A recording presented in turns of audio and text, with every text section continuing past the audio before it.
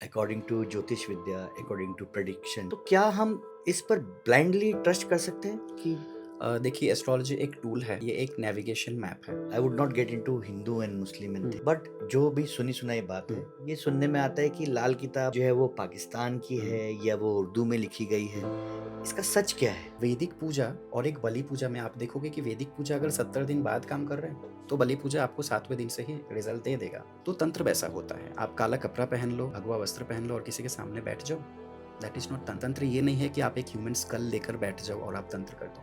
तंत्र ये है कि आपके अंदर कुंडलिनी जो शक्ति है, उससे आप कहीं पे भी बैठ जाओ, उसी से आपका काम हो जाएगा। और तंत्र इसलिए नहीं है कि आप किसी का अच्छा करो या बुरा करो, तंत्र इसलिए है कि आप भगवती का साक्षात्कार करो। जब लड़कियों को पीरियड्स आते हैं तो केले के पौधे के साथ शादी करा देते हैं। सम कस्टम्स, ऐसा एक कस्टम है, तो उसमें केले का पौधा मर जाता है शादी के बाद, क्योंकि वो होता ही इसलिए है कि ये वाला शादी में जो भी दिक्कत है वो इस पौधे के ऊपर चला जाए ताकि इन फ्यूचर शादी। That is the concept of Kumbh vivah. Assam के हमारे सबसे चहेते हमारे आसाम के भगवान जुबिन गर्ग को भी खोया, तो क्या ये एस्ट्रोलॉजी के द्वारा प्रेडिक्ट किया जा सकता था? इसके कोई रेमेडीज थी, कुछ उपाय हो सकता था? जन्म, मरण और शादी जो है वो कंप्लीटली भगवान के हाथ में है। आप प्रेडिक्ट कर भी दो, आप उसे रोक नहीं सकते। अगर सपोज़ ये प्रेडिक्शन हो भी जाता है कि इस साल में उनका मृत्यु होगा, तो भी उनका अल्टीमेटली रोक नहीं सकते हम लोग कोई भी चीज़। साथ ही में राहु उनका 10वें में था, चंद्र कुंडली से। तो लाल किताब में एक वर्ड आता है, राहु जिसके 10वें दुनिया उसके वश में। तो जब वो मरा, तो पूरे वर्ल्ड में सबसे ज़्यादा भीड़ जमने वाले लिस्ट में उनका नाम आ गया। तो राहु जिसके 10वें दुनिया उसके वश में। नमस्ते दोस्तों, मेरा नाम है Vikas D Goenka and welcome to fourth step. ये नॉर्थ ईस्ट इंडिया का पहला हिंदी पॉडकास्ट है और आज मेरे साथ है मिस्टर तापस घोष। ये एक यंग एस्ट्रोलॉजर हैं जिन्होंने देश भर में अपनी विद्या भक्ति के लिए बहुत नाम कमाया है। इनको जाना जाता है इनकी ज्योतिष विद्या और भविष्यवाणी के लिए। साथ ही साथ इतनी छोटी सी उम्र में ये तंत्र के शिक्षक भी है। ही टीचेस तंत्र इन सच अ यंग एज। जिस आसानी से ये हमारी प्रॉब्लम्स को इनकी विद्या से सुलझा देते हैं, आपको बिल्कुल समझ में आ जाएगा इनका इनकी विद्या के साथ कितना गहरा रिश्ता है। तो बिल्कुल देर नहीं करते हैं, आपको वेट नहीं करवाते। लेट मी इंट्रोड्यूस मिस्टर तापस घोष। आज इन्हीं से जानेंगे इन्हीं की कहानी, इन्हीं की जुबानी। अ, अगर बात करें एस्ट्रोलॉजी का, तो एस्ट्रोलॉजी मैंने सीखा नहीं, मैं बोल सकता हूँ कि मैंने एस्ट्रोलॉजी को जिया है। द रीज़न बीइंग 2017 को मेरे फादर का स्ट्रोक होता है and that was the main point कि एस्ट्रोलॉजी कितना यूज़फुल है, वो क्वेश्चन मेरे दिमाग में आया कि क्यों ये इंसिडेंट हुआ? इसके पीछे क्या रीज़न है प्लैनेटरी, या कैसे हम ठीक कर सकते हैं? अपार्ट फ्रॉम दैट मैं दुर्गा को बहुत ज़्यादा मानता था। हमारे घर में दुर्गा का आराधना पूरा पीढ़ी दर पीढ़ी होता आ रहा है। तो मैंने माँ को सिर्फ़ इतना ही बोला कि मेरे पिताजी को आप उतना लेवल तक ठीक करो कि हम लोग एक साथ रह सकें। तो उस लेवल पे मैंने देखा कि अगर आप सच्चे मन से देवी का आराधना करते हो, चाहे वो तंत्र हो या दक्षिणाचार हो, और साथ में अगर आप एस्ट्रोलॉजी को साथ में लेते हो, तो बहुत चीज़ें रिकवरी हो जाता है। मेरे फादर का रिकवरी विदिन 4 मंथ हो गया, वो completely okay. Apart from that मैं जब क्लास 12th स्टैंडर्ड में था, तो तब से मैं थोड़ा बहुत बेसिक हॉरोस्कोप बनाता था और अपने फ्रेंड्स लोगों को बोलता था। तो वहाँ से धीरे-धीरे जर्नी स्टार्ट हुआ। तो जब मैंने खुद का कुंडली देखा, तो मेरा नवमेश और पंचमेश, नवमेश है आपका धर्म भाव का अधिपति, पंचमेश आपका पूर्व जन्म का क्या ट्रेट्स हैं, वो दोनों एक साथ कॉम्बिनेशन में केतु के साथ बैठा है। यानी पास्ट लाइफ से कुछ चीज़ें मेरे अंदर तो आपने अपनी पास्ट लाइफ को थ्रू एस्ट्रोलॉजी जाना है, है। क्या यस, हम ऐसा बोल सकते हैं? बिल्कुल। क्या दिखाई दिया आपको उसमें? It is very interesting. It's not like कि आपको क्या दिखाई दिया। देखिए, स्थान, काल, पात्र के हिसाब से आपको ऐसा बच्चा मिलेगा, जिसके फैमिली में कोई गाना नहीं गाता है, 7 पीढ़ियों तक कोई सिंगर नहीं था। लेकिन बच्चा अच्छा गुनगुनाता है, अच्छा उसका जो टोन है या उसका जो सुर है या टेक्सचर है वो अलग है। तो वो चीज़ें हमें अपने डीएनए में पास्ट लाइफ़ से ही मिल जाता है कहीं न कहीं पे, जो संस्कार बोला जाता है कि संस्कार तो आत्मा का पीछा अगले जन्म तक करता है। तो वो चीज़ें रह जाता है। तो एस्ट्रोलॉजी में आप उतना देख सकते हो कि पास्ट लाइफ़ से आपको क्या मिला है, कौन से संस्कार आपको मिला है। तो 2026 जैसे अभी शुरू ही हुआ है, बिल्कुल। तो क्या हम एस्ट्रोलॉजी के पॉइंट ऑफ व्यू से समझ सकते हैं कि जनरली हुँ। ये साल हर किसी के लिए जनरली कैसा रहेगा? अगर सिंपल एक वर्ड में बोला जाए तो अच्छा ही जाएगा। रीज़न क्या है? क्योंकि अभी गुरु जो है वो जून के 2 तारीख को अपने उच्च राशि में जाएगा 12 साल बाद, जो कि 12 साल में एक बार होता है, कर्क राशि में जाएगा। सेकेंडली राहु ऑलरेडी अपने एक्सॉल्टेशन उच्च भाव में यानी कुंभ राशि में बैठा हुआ है, वो एक चीज़ है। तो राहु जब ऑलरेडी उच्च का है, गुरु भी उच्च का हो जाएगा, तो इन जनरल पूरा सिचुएशन जो है वो पहले से अच्छे रहेंगे, गेन्स रहेंगे। लेकिन हाँ, शेयर मार्केट में और गोल्ड के रेट्स में ज़्यादा बढ़ोतरी होगा डे बाय डे, और भी ज़्यादा होगा, क्योंकि कर्क राशि में जैसे ही गुरु जाएगा तो गोल्ड का भाव बढ़ जाएगा बहुत ज़्यादा एक्सट्रीम लेवल पे। अगर अभी 1,35,000 है तो मे बी 2-3 लाख भी जा सकता है। अभी बहुत ही रिसेंटली हमने देखा चांदी के भाव में भी बहुत उछाल है। यस, तो क्योंकि कैंसर जो है, कर्क जो है, उसी में गुरु जाएगा और कर्क का अधिपति चंद्रमा है। तो गुरु जब कर्क में जाएगा तो चंद्रमा को भी बल मिल जाएगा। तापस जी, मैं प्रोफेशनली एक रियल एस्टेट कंसल्टेंट हूँ। जी। आप मुझे ये बात बताइए, 2026 हुँ।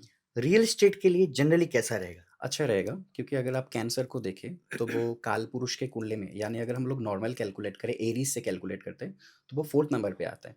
और 4th house is related with real estate business या फिर लैंड प्रॉपर्टी, अगर हम लोग सिंपल वर्ड में बोले, तो वहाँ पे गुरु खुद जाकर बैठेगा। तो उसका दृष्टि बेसिकली चला जाएगा आपके 10th हाउस पे। तो एज़ अ रिज़ल्ट वहाँ पे इंक्रीमेंट आपका रहेगा, अच्छा रहेगा। लेकिन हाँ, गुरु जहाँ पे बैठता है, वहाँ पे दिक्कत देता है, जहाँ पे दृष्टि जाता है, वहाँ पे अच्छा होता है। तो गुरु जैसे ही बैठ जाएगा, तो डिसीज़न में कहीं न कहीं पे गलतफ़हमियाँ रह सकते हैं। तो जो भी आप करो, स्लोली करो। क्या आप हमें ऐसा भी बता सकते हैं, क्योंकि टाइम तो बहुत हुँ, कम है, बट देन हर एक राशि के लिए कि भाई इस साल 2026 हर एक राशि के लिए बिल्कुल। शॉर्ट में कैसा रहेगा? देखिए, अगर नंबर 1 से शुरू करें, तो राशि हो या लग्न हो, अगर मेष लग्न का बात करें, तो मेष लग्न के लिए साल लगभग अच्छा जाएगा। लेकिन ख़्याल इस बात का भी रखना है कि इनका ऑलरेडी साढ़े साती वाला स्टेज चल रहा है, तो उसमें शनि थोड़ा दिक्कत देगा। अगर सेकंड राशि का बात करें, वृष राशि का बात करें, तो वृष राशि के 3rd में गुरु जाएगा साल के सेकंड हाफ में। तो उसमें अच्छा तो रहेगा, 3rd हाउस में जैसे ही गुरु चला जाएगा तो अपॉर्च्युनिटी ज़रूर आएगा। लेकिन फिर भी कहीं न कहीं पे इश्यूज़ हो सकता है, क्योंकि गुरु जहाँ पे बैठता है वहाँ पे इश्यूज़ क्रिएट करता है। तो 3rd हाउस पे जैसे ही बैठ जाएगा तो सिबलिंग्स के साथ इश्यू हो सकता है। 3rd राशि का अगर हम लोग बात करें, मिथुन राशि का, तो उसमें ऑलरेडी गुरु बैठा हुआ है और कुछ दिनों बाद गुरु सेकंड में जाएगा। तो जब सेकंड में जाएगा तब अच्छा करेगा, लेकिन फ़िलहाल उसमें ऑलरेडी बैठा हुआ है और बुध का राशि होने के लिए अभी पहला 6 महीना बहुत ज़्यादा अच्छा नहीं रहेगा। अगर कैंसर का बात करें या कर्क राशि के बारे में बात करें, तो कर्क राशि के लिए ओवरऑल अच्छा रहेगा, क्योंकि कर्क राशि के ऊपर गुरु बैठकर अपने 5, 7 और 9वीं दृष्टि से सभी शुभ स्थानों को देखेगा। उसके बाद अगर सिंह राशि का बात करें, तो सिंह राशि का भी ढैया चल रहा होगा। तो सिंह राशि को थोड़ा-सा प्रिकॉशन लेना है, उनको थोड़ा-सा शनि के उपाय करने हैं। जैसे शनिवार को अगर हो सके तो नमकीन खाना बुज़ुर्गों में या मज़दूरों में बाँटना चाहिए। अगर उसके बाद बात करें कि कन्या राशि के बारे में, तो कन्या राशि के लिए ओवरऑल ठीक तो रहेगा, क्योंकि गुरु 11वें में जाएगा, लेकिन बुध जो है वो गुरु के साथ बहुत अच्छा रिलेशन मेंटेन नहीं करता है। तो बुध के घर से 11वें में जाए या जिस भी हाउस में जाए, तो साल लगभग मोटे-मोटे तौर पर ठीक रहेगा। लेकिन राहु अच्छी हालत में होने के लिए ये बोल सकते हैं कि उनको भी थोड़ा बहुत अच्छा रिज़ल्ट मिल जाएगा। तुला राशि या तुला लग्न के लिए साल बहुत ज़्यादा खास नहीं जाएँगे, उनके लिए थोड़ा-सा स्ट्रगल्स आ सकता है। स्कॉर्पियो का अगर हम लोग बात करें, तो पहला 6 महीना लगभग न्यूट्रल रहेगा, लेकिन जैसे ही गुरु कर्क में जाएगा तब उनके लिए सिचुएशन अच्छा होता हुआ रहेगा। धनु राशि के लिए साल लगभग ठीक रहेगा। और उसके बाद अगर हम लोग बात करें मकर के लिए, तो मकर के लव लाइफ में इश्यूज़ आ सकते हैं पूरे साल। कुंभ राशि का अगर बात करें, तो कुंभ में ऑलरेडी राहु बैठा हुआ है उसी के साइन में। साथ ही में कर्क में जैसे ही जाएँगे गुरु, तो वो शनि के घर में भी एस्पेक्ट देना स्टार्ट कर देंगे, जो कि बहुत अच्छा सिचुएशन रहेगा। पाइसेस के लिए साल ओवरऑल अच्छा रहेगा, लेकिन उनका भी साढ़े साती वाला इश्यू रहेगा, तो उस पे थोड़ा-सा फ़ोकस करने का बात है। साथ में एक चीज़ मैंने छोड़ दिया कि सिंह राशि का जैसे ढैया चलेगा, धनु के लिए भी ढैया चलता हुआ रहेगा, तो उनको भी शनि का उपाय पूरा साल करना चाहिए। 2025 में जैसे हमने देखा बहुत सारी त्रासदियाँ हुई, यस। एयरक्राफ्ट क्रैश हुआ, बहुत सारे विनाश हुए, प्राकृतिक भी हुआ बहुत कुछ। और तो और हमने असम के हमारे सबसे चहेते कलाकार, बिल्कुल। हमारे असम के भगवान जुबिन गर्ग को भी खोया। हुँ। तो क्या ये एस्ट्रोलॉजी के द्वारा प्रेडिक्ट किया जा सकता था? इसके कोई रेमेडीज़ थी, कुछ उपाय हो सकता था? ऐसा कुछ हो सकता था देखिए, क्या? बंगाली में बीइंग अ बंगाली, तो मैं एक टर्म यूज़ करूँगा, एक वर्ड आता है कि जन्म मृत्यु बिये 3 विधाता निये। जन्म, मरण और शादी जो है, वो कंप्लीटली भगवान के हाथ में है। आप प्रेडिक्ट कर भी दो, आप उसे रोक नहीं सकते। अगर सपोज़ ये प्रेडिक्शन हो भी जाता है कि इस साल में उनका मृत्यु होगा, तो भी उनका अल्टीमेटली रोक नहीं सकते हम लोग कोई भी चीज़ को। लेकिन हाँ, कुछ चीज़ें स्पेसिफाइड है, जैसे कि उनके 4th हाउस में केतु है। अगर हम लोग उनका चंद्र कुंडली लें तो लग्न में चंद्रमा है और 4th हाउस में उनका केतु है, जो कि मातृ ऋण को दर्शाता है, इसलिए उनको माता का सुख ज़्यादा नहीं मिला और उनके मन में माँ के लिए बहुत ज़्यादा लगाव था। साथ ही में राहु उनका 10वें में था चंद्र कुंडली से। तो लाल किताब में एक वर्ड आता है, राहु जिसके 10 में दुनिया उसके वश में। तो जब वो मरा तो पूरे वर्ल्ड में सबसे ज़्यादा भीड़ जमने वाले लिस्ट में उनका नाम आ गया। तो राहु जिसके 10 में दुनिया उसके वश में। साथ ही में ज़ुबिन बोलते थे कि मैं भगवान से ज़्यादा इंसानों को प्रेम करने में या उनको सेवा भाव करने में मैं ज़्यादा बिलीव करता हूँ। द रीज़न बीइंग उनका गुरु जो है वो राहु के साथ युक्त था। तो गुरु और राहु जब भी युक्त होता है, तो तब सिर्फ़ गुरु चंडाल योग ही नहीं, उनका जो सोचने का तरीका है, वो बहुत हायर लेवल का होता है। वो भगवान से ज़्यादा स्पिरिचुअलिटी को यानी धर्म से ज़्यादा स्पिरिचुअलिटी को मायने देने वाला इंसान बनता है। शनि उनके 3rd हाउस में था, जो कि अच्छा है और साथ ही में अगर हम लोग देखें, तो राहु 10वें में गुरु के साथ था और वही राहु कहीं न कहीं पे उनके 12th हाउस में जाकर चंद्रमा से 12th हाउस में बैठा हुआ था, जो शो करता है फॉरेन कंट्री, सी और वाटर और 4th में केतु होने से ऑलरेडी पानी से दिक्कत रह ही जाता है। तो एज़ अ रिज़ल्ट उनका डेथ जो है वो पानी, ओशन, फॉरेन लैंड, अब्रॉड ये सब चीज़ों से रिलेटेड था। लेकिन कहीं न कहीं पे मृत्यु को कोई नहीं रोक सकता है। एस्ट्रोलॉजर भी आपको बोल भी देगा कि this is the particular time आप ये रेमेडी करो। जब आपका मृत्यु आएगा तो कहीं न कहीं पे आप उतने बिज़ी हो जाओगे कि आप रेमेडी नहीं कर पाओगे। तो अभी जैसे आपने बताया अकॉर्डिंग टू ज्योतिष विद्या, हुँ, अकॉर्डिंग टू प्रेडिक्शंस, तो क्या हम इस पर ब्लाइंडली ट्रस्ट कर सकते हैं कि देखिए एस्ट्रोलॉजी एक टूल है, ये एक नेविगेशन मैप है, ठीक है? अभी जैसे सपोज़ मुझे इस एड्रेस पे आना है, तो मुझे मैप देखना पड़ेगा, तो उसमें बहुत सारे रास्ते रहेंगे, तो उससे जो शॉर्टकट वाला रास्ता है, वो आपको एस्ट्रोलॉजी दे सकता है, बट आपके डेस्टिनी को चेंज नहीं कर सकता है। सिंपली मैं आपको बोल दूँ कि आपका वक़्त बुरा है, इन जनरल मैं एक ही वर्ड में अगर बोल दूँ कि आपका वक़्त बुरा है, तो आप क्या हो जाओगे, आप अलर्ट हो जाओगे, आप ज़्यादा एफर्ट दोगे। या ऐसे कुछ दिव्य शक्ति है जैसे रामचरितमानस में एक लाइन आता है कि जो जप करो कुम्हारी तुम्हारी भावेहु मेट सकेहु त्रिपुरारी। तो सीता के लिए बोला गया कि सीता अगर जप तप करे तो उसके भाग्य में लिखा हुआ दुख भी भगवान शिव काट देंगे। तो उस एंगल से हम लोग एस्ट्रोलॉजी के थ्रू या भगवान के थ्रू थोड़ा बहुत हेल्प ले सकते हैं, but it can not change your destiny. तो आपके बोलने के मुताबिक अगर हम भगवान की पूजा रेगुलर करते रहें, हमेशा जप करते रहें, हम्म, तो जो भी अगर बुरी चीज़ें हमारे साथ होने वाली है, हम्म। उसमें थोड़ा कटाव हो बट सकता है। उसमें भी 2-3 चीज़ें हैं, जैसे देवताधीनम जगत सर्वं भक्ताधीनम देवता। पूरा ब्रह्मांड देवता के अधीन है और देवता भक्ति के अधीन है। तो भक्ति आपको करना है। अब यहाँ पे बात आता है कि आप रास्ते पे कुत्तों को मार रहे हो, पीट रहे हो। गरीब इंसान आपके सामने हाथ फैला रहा है, आप उसको कुछ दे नहीं रहे हो। आपका जो सेविंग्स है उसमें से कोई एक परसेंटेज एनिमल्स के लिए या नेचर की तरफ नहीं जा रहा है, लेकिन आप सोच रहे हो कि मैं भगवान को पूजा करूँगा। तब वो पूजा निष्फल जाएगा। क्योंकि जीव के अंदर ही शिव का निवास है। तो आप जीव को जब सेवा करोगे, जब आप गौशाला जाओगे, फिर यत्र नारी पूज्यन्ते रमन्ते तत्र देवता, आप अपनी वाइफ़ के साथ बुरे बर्ताव करोगे, वाइफ़ को केयर नहीं करोगे, माँ के साथ अच्छे से बिहेव नहीं करोगे, पिता का श्राप आप ले रहे हो, तब आप कितना भी पूजा पाठ करो। सो पूजा इन द सेंस भगवान की मूर्ति पे जल या दूध से अभिषेक करना नहीं। पूजा इन द सेंस आपका जो हृदय है, वो लोटस जैसा बने जिस लोटस पे लक्ष्मी बैठती है। आजकल जैसे एस्ट्रोलॉजी थोड़ा इंटरनेट पर बहुत ज़्यादा ट्रेंडिंग भी है। बिल्कुल। हर दूसरा जो रील है दैट इज़ ऑन आप ऐसा करिए, वैसा करिए और ये अगर मैं इसको ये ज्ञान बोलूँ तो हुँ, ये बहुत ईज़िली एक्सेसिबल भी है, हुँ, चाहे वो बच्चा है, चाहे वो कोई बूढ़ा है एंड हम बहुत सारे एड्स भी देखते हैं हुँ, कि भई फॉलो करो और ये लोड मोर फिर उसके बाद हम किसी ऐप में चले जाते हैं, जिससे बहुत सारे स्कैम्स भी हो हुँ, रहे हैं हुँ, और क्योंकि ये थोड़ा ईज़ी ये लगता है कि भई ये एक ईज़ी एक्शन हो सकता है, इससे ईज़ी रेमेडी मिल सकती है, हुँ। तो people generally get tends toward it also कि भई इसको कर लें। तो ये हम कैसे जानें? आज मैं अपने दर्शकों के लिए ये पूछना चाहूँगा कि how they will come to know कि ये सही है या ये गलत है? क्योंकि उसमें बहुत सारे लोग हैं जो सही भी हो सकते हैं, हुँ। बहुत सारे लोग हैं जो ये स्कैम भी हो सकता है, क्योंकि ये इंटरनेट पे आ रहा है, इंस्टाग्राम पे आ रहा है, तो हम पता भी नहीं कर सकते। तो क्या कोई ऐसा तरीका है हम पता लगा सकें कि भई ये जेन्युइन है या ये जेन्युइन नहीं है? पहला बात आप अपने एस्ट्रोलॉजर का हिस्ट्री देखिए, उनका बैकग्राउंड देखिए। दूसरा बात देखिए एस्ट्रोलॉजर ऐसा होना है, जिसके पास जैसे भगवान शिव के सामने हर कोई समान है। तो एस्ट्रोलॉजी जो है वो शिव के मुँह से निकला हुआ वाणी ही है। क्योंकि अगर आप बृहत पराशर होरा शास्त्र को देखो, तो उसमें सबसे पहला लाइन आता है ईश्वर उवाच, यानी शिव ने बोला, किसको बोला? गौरी को बोला। तो ये शिव और पार्वती का कन्वर्सेशन है which came into known as astrology. तो उसमें शिव जैसे सबको समान देखते हैं। तो जब एस्ट्रोलॉजर आपको ऐसे रेमेडीज़ दे रहे हैं जो आपके बजट में है, जो जेन्युइन है। अब बजट में आ गया वो तो समझ गए, अब जेन्युइन कैसे है? जो प्रकृति का रूल है वो एक हाथ दे और एक हाथ ले। चाहे आप शादी करो, चाहे आप माँ के पास रहो, चाहे आप भाई के साथ हो, तो वो लव हो, इमोशन हो, आप कुछ देते हो, इन रिटर्न आपको कुछ मिलता है।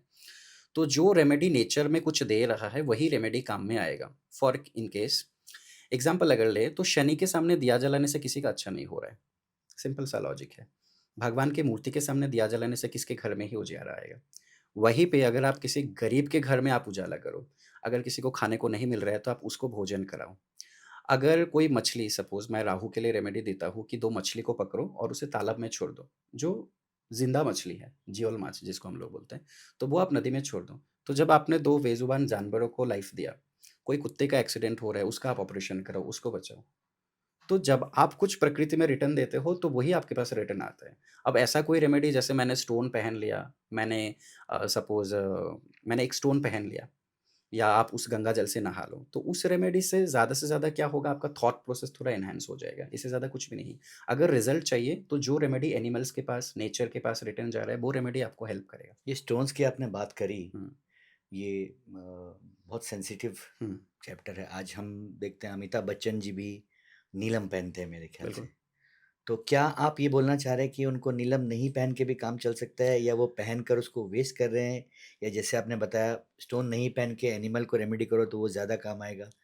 आपके देखिए, मुँह से हर सुनना एक चाहिए। एस्ट्रोलॉजर का अपना एक तरीका है, पर मेरा अगर एक सिंपल सवाल हो, तो आपको क्या लगता है, अगर अमिताभ बच्चन नीलम नहीं पहनते, तो उनका एक्टिंग का लेवल इस लेवल तक नहीं आता, या उनको क्या हो जाता, उनको 100 फ़िल्म कम मिलते? आपको लगता है क्या? वो अगर नीलम ना भी पहनते, तो भी उनके साथ अच्छा होता।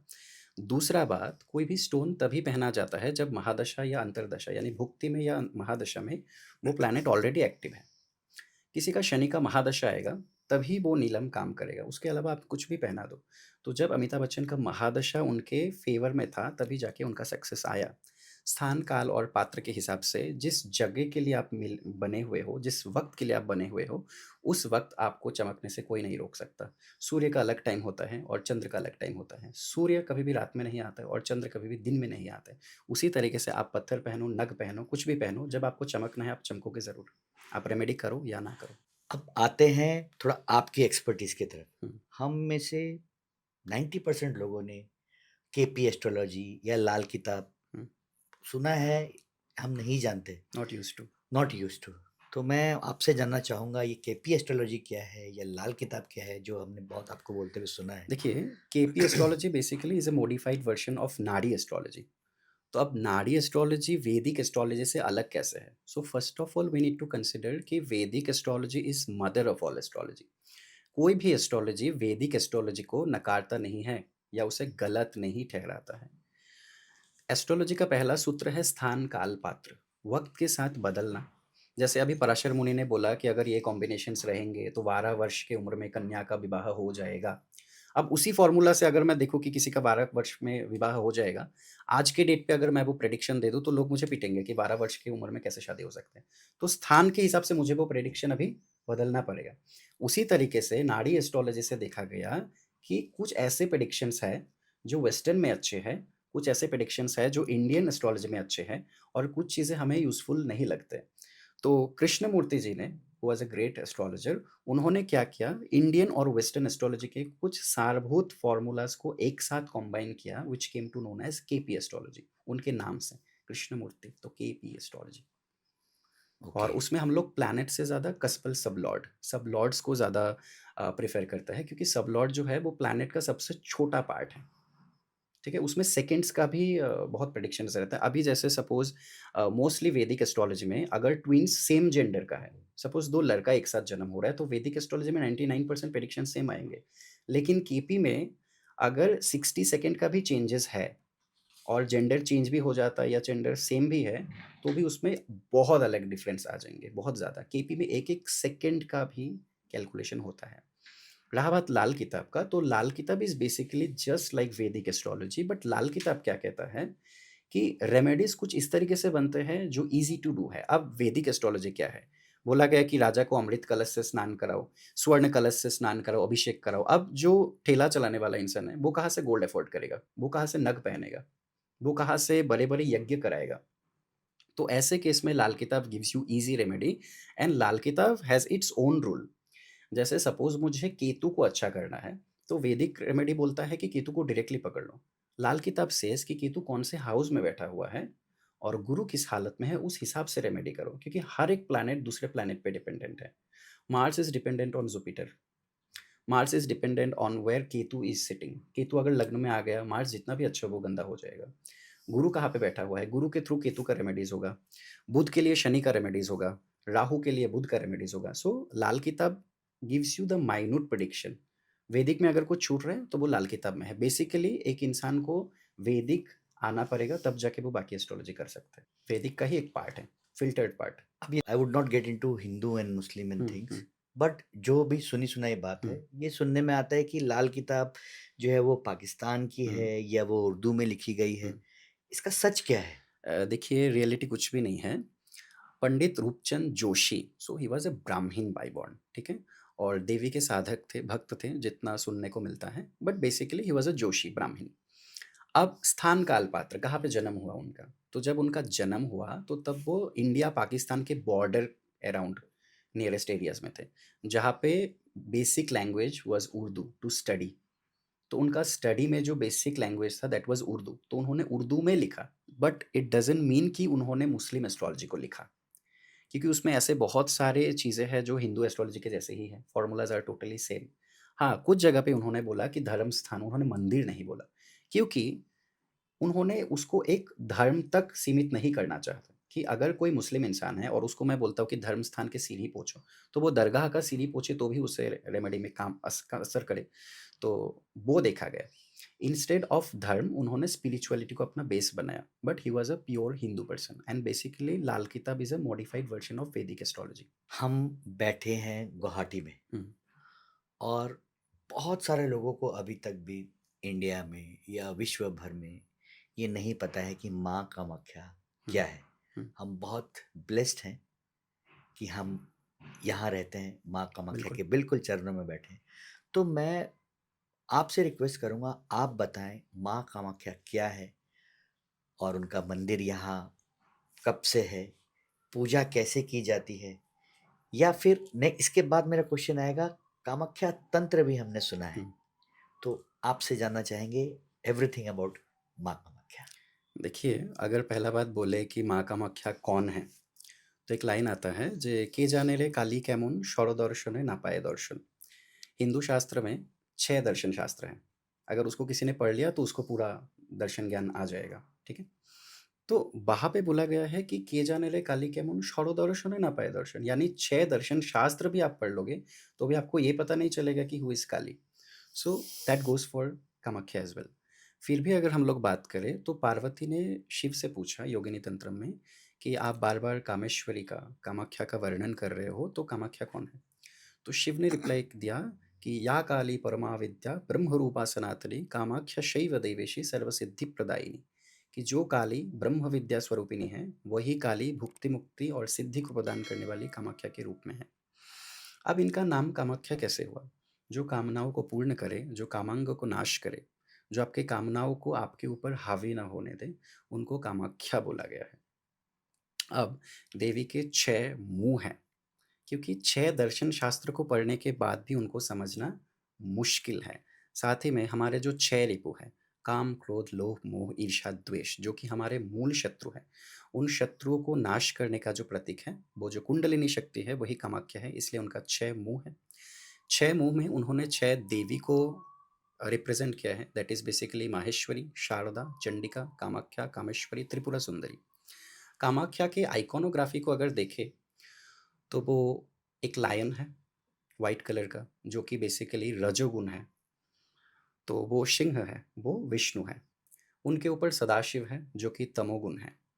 और शिव के नाभि से ब्रह्मा एक कमल के रूप में है, जो टू सम एक्सटेंट सात्विक गुण है, टू सम एक्सटेंट रजोगुण है, कुछ लोगों के हिसाब से विष्णु सात्विक गुण है, टू सम एक्सटेंट ब्रह्मा सात्विक गुण है, जो भी हो उसमें नहीं जाएंगे। तो ब्रह्मा विष्णु महेश आ गए, उस लोटस के ऊपर भगवती बैठी हुई है, तो दैट इज कामाख्या। और कामाख्या कौन है ये अगर बोलने जाए, तो अगर पूरे भारतवर्ष में, पूरे ब्रह्मांड में जितने समुद्र हैं, उन पानी को अगर हम लोग स्याही के रूप में लें और सारे वृक्षों को अगर हम लोग कलम के रूप में लें और सरस्वती खुद लिखने बैठे, तो भी ये लिखना संभव नहीं होगा कि कामाख्या कौन है। सिंपली बोल सकते हैं कि उनके मंत्र में ही बोला गया है कि जगतंग मातः, वो सारे जगत की जननी है। और ये चीज़ है कि कामाख्या सिर्फ शक्तिपीठ नहीं है, कालिका पुराण के अनुसार यहाँ पे सती का योनि भाग गिरने से पहले भी यहाँ पे देवी का अस्तित्व था। तो यहाँ पर जो अंग गिरा जो हमने सुना उसके है, पहले भी यहाँ पे देवी का महत्व था। ओके, ये बात आज ही हाँ, क्योंकि जब मधु कैटभ का वध होता है, तो भगवान विष्णु अपने जंघा में मधु और कैटभ को रखकर जब उनका शिरश्छेद करते हैं, तो वो portion is known as Pandunath temple, Pandu Maligaon. तो उसके बाद जब उसी लड़ाई के वक्त में जब पूरा धरित्री रसातल में जा रहा था उस लड़ाई के बीच में, तो तब ब्रह्मा के मन से एक ब्रह्मशिला प्रादुर्भाव हुआ, जो ब्रह्मशिला वर्तमान में कामरूप के रूप में है। और उस ब्रह्मशिला के कॉर्नर में ही देवी का टाइम टू टाइम पूजा होते आया है। सभी देवताएं बार बार यहाँ पे देवी का पूजन किया है बिफोर सतीज इंसिडेंट। सती के इंसिडेंट के बहुत पहले से ही यहाँ पे बार बार देवी का पूजन हुआ, विभिन्न देवी देवता यहाँ पे आए और माँ का अर्चन पूजन बार बार हुआ है। तो बहुत सारे ऐसे लोग होंगे जिन्होंने माँ कामाख्या के दर्शन अभी तक नहीं किए हैं। हम्म, ये क्वेश्चन मेनली उनके लिए भी है हम्म। कि माँ कामाख्या के दर्शन के कोई स्पेशल रूल्स भी है क्या? उनको पूजा करने की कोई स्पेशल तरीका भी है क्या? या कैसे ये सब होता है? देखिए, अगर उनको कैसे पूजा किया जाए तो एक लाइन आता है कि देवताधीनम जगत सर्वम भक्त्याधीनम देवता, कि पूरा जगत देवता के अधीन है, लेकिन देवता भक्ति के अधीन है। तो भक्ति रूपी पुष्प से बड़ा और कोई भी चीज़ अर्चन के लिए नहीं चाहिए। फिर भी अगर हम लोग स्पेसिफाइड पौराणिक रूल्स को देखें, तो उसमें बोला गया है कि सबसे पहले जो हमारे द्वारपाल गणपति हैं, उनका दर्शन करना चाहिए। ऐसे तो देखें तो सबसे पहले पांडुनाथ का दर्शन करना चाहिए, फिर उर्वशी कुंड में जाना चाहिए, लेकिन अगर हम लोग इतना लेंदी ना करें आज के डेट में, तो सबसे पहले जो द्वारपाल गणेश है उनका दर्शन पूजन करें, उनसे आशीर्वाद लें। पर्वत खुद भैरव स्वरूप है, तो पर्वत पे जब आप चढ़ रहे हो, एक मंत्र आता है कि नील शैल महाबाहो धर्म कामार्थ मोक्षदा आरोहयामि तव शिखरं पापं हर प्रसीद में, कि हे नील शैल हमारे पापों को हरण करो, ऐसा बोलते हुए पहाड़ पे चढ़ना है, चाहे आप फोर व्हीलर से जाओ या चल कर जाओ। उसके बाद सौभाग्य कुंड है। अब सौभाग्य कुंड क्या है? परशुराम जब अपने परशु को धोने के लिए यहाँ पे नॉर्थ ईस्टर्न जोन में आए, तो उनका परशु साफ तो हो गया, उनको अभिश्राप से मुक्ति तो मिल गया, लेकिन वो यहाँ पे तीर्थ करते रहे। तो जब वो माँ कामाख्या के द्वार पे गए, तो उस कुंड के बगल में बैठकर जब वो संध्या कर रहे थे, तो तब उनको देवी का दर्शन मिला। तो उन्होंने सौभाग्य सूक्तम का पाठ किया, तो कुंड का नाम हो गया सौभाग्य कुंड। सौभाग्य कुंड में ब्रह्मा के सभी मानस पुत्रों ने भी स्नान किया है। तो सौभाग्य कुंड में जाकर सबसे पहले हाथ पैर धोना चाहिए और जल अपने सिर पे छिड़कना चाहिए। एक मंत्र है, सौभाग्य शरीरावर्ते विमले मानस प्रिय नमः बहुशट ओंकार पापम हर प्रसीद में, कि हे सौभाग्य कुंड मेरे पापों को हरण करो, ऐसा बोलते हुए जल को अपने ऊपर छिड़कना है। उसके बाद मंदिर को एक बार परिक्रमा करते हुए बोलना है कि मेरे बाहरी शरीर में जो भी पाप है उसको मैं बाहर ही छोड़ रहा हूँ। उसके बाद देवी का दर्शन करना चाहिए। दर्शन के वक्त बोला गया है कि जो शिला है उस शिला को स्पर्श जरूर करना चाहिए, यानी पानी अगर टच हो भी गया तो भी नीचे हाथ देकर शिला को स्पर्श करना चाहिए, क्योंकि उसमें एक मंत्र आता है कि मनोभव गुहा मध्य रक्त पाषाण रूपिणी तव स्पर्शन मात्रेन पुनर्जन्म ना विद्यते, कि जिनके स्पर्श मात्र से मेरा पुनर्जन्म नहीं होगा। साथ ही में बोला गया है कि ब्रह्मशिला के स्पर्श मात्र से इंद्रत्व यानी इंद्र के जैसा क्वालिटीज आपके बॉडी में संचार होता है। देवी को स्पर्श करना चाहिए। अंतिम में अगर हम लोग बात करें, देवी के दर्शन के बाद या तो उमानंद का दर्शन करना चाहिए। अगर उमानंद जाने के लिए आपके पास वक्त नहीं है, तो देवी के मंदिर के साथ में ही कमलेश्वर भैरव बोलकर विष्णु के एक मंदिर है, जो कि उमानंद के जैसे ही फल प्रदान करते हैं। तो कमलेश्वर रूपी विष्णु का पूजन करना चाहिए। हर साल एक फेनोमेनन, एक मेला होता है, हम्म, अम्बुवासी मेला। हम्म, और मेरे ख्याल से ये बिल्कुल ग्रे है, किसी को भी नहीं पता हम्म, कि वो क्यों होता है, उस समय मंदिर के अंदर क्या होता है, दर्शन क्यों बंद किए जाते हैं। हम्म, तो आपसे ये जानना चाहेंगे एवरीथिंग अबाउट अम्बुवासी मेला। और सुना गया है उस समय कोई लाल कपड़ा भी हम्म, मिलता है, हम्म, जिसको अपने पास ग्रहण करके रखना चाहिए या घर में रखना चाहिए। मैंने भी अपने हुँ, एक तवीज़ में वो लाल कपड़ा मैंने रखा हुआ है। हुँ, एक मैं तो ये सोच के रखता हूँ कि माँ का आशीर्वाद मेरे साथ बिल्कुल। है। तो आपसे इसके पीछे की सारी जानना चाहेंगे। देखिए, कालिका पुराण के अनुसार जब सूर्य मिथुन राशि के आर्द्रा नक्षत्र में प्रवेश करते हैं, तो आर्द्रा मीन्स जो सिक्त है, भीगा हुआ।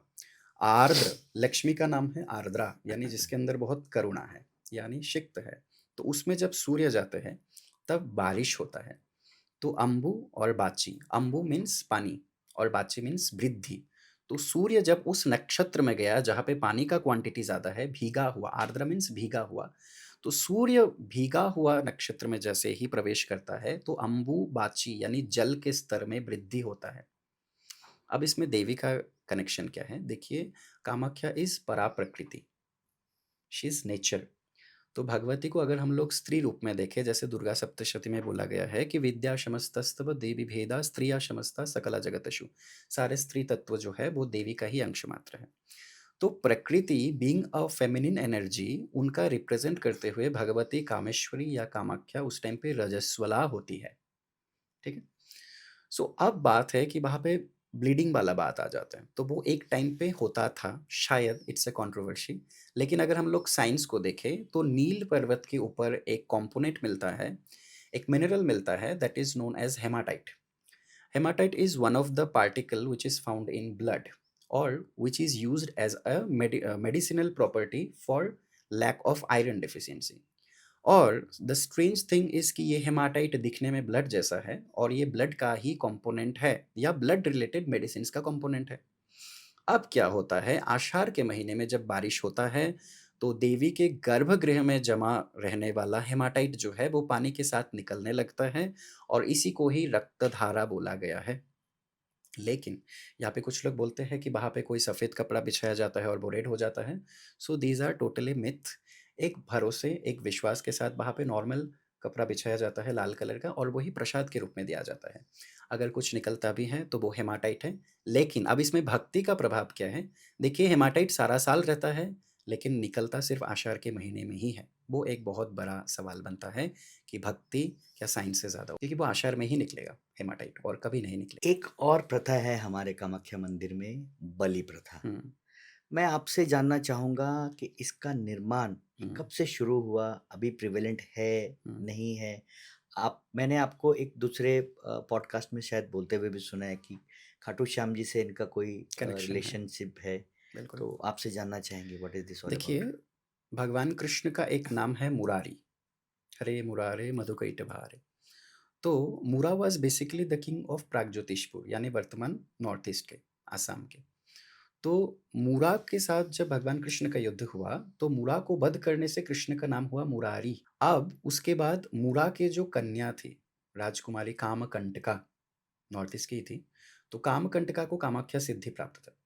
तो कामकंटका ने अपने अस्त्रों से प्रहार करना स्टार्ट कर दिया कृष्ण के साथ। तो तब माँ कामाख्या ने दर्शन देते हुए दोनों को रोका कि हे भगवान कृष्ण, आप इनके साथ युद्ध ना करें, क्योंकि आपको तो पता ही है कि फ्यूचर में क्या होने वाला है। Who is Kamkantaka? तो बेसिकली कामकंटका के साथ घटोत्कच का शादी होने वाला था। तो माँ कामाख्या को ये ऑलरेडी पता था और ये आपका स्कंद पुराण के कौमारिका खंड में स्पेसिफिकली इसका वर्णन मिलता है। तो तब घटोत्कच के साथ शादी होता है। अब घटोत्कच और कामकंटका का एक पुत्र होता है। तो बेसिकली तो कनेक्शन आपका कामरूप से हो ही गया कि कामकंटका ऑलरेडी यहाँ पे कामाख्या सिद्धि सिद्धि प्राप्त की हुई ऑलरेडी नारी थी। तो उनका पुत्र हुआ बर्बरिक। तो उसी बर्बरिक के पास 3 बाण था, जो कि कालिका पुराण में एक टेक्स्ट आता है दैट इज कॉल्ड वैष्णवी अपराजिता स्तोत्र, वैष्णवी अपराजिता विद्या।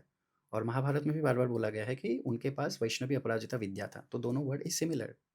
और माँ बेसिकली कामरूप से होने के लिए कामरूप की विद्याएँ उनके पास ऑलरेडी थी। तो इसीलिए हम लोग ये मानकर चल सकते हैं कि उनके साथ ऑलरेडी माँ कामाख्या का एक कनेक्शन है। तो दिस इज़ द फैक्ट। और रहा बात बलि का, बलि। शास्त्र कहता है वैदिक हिंसा ना हिंसा। जो वैदिक हिंसा है, वो हिंसा नहीं है, ठीक है? ये मैं नहीं कह रहा, ये शास्त्र कह रहा है। मैं खुद वेगन हूँ, मैं वेजिटेरियन हूँ, आफ्टर इवन बीइंग अ तांत्रिक, ये मैं बोल देता हूँ। एक तो मैं लैक्टोज़ इंटॉलरेंट हूँ।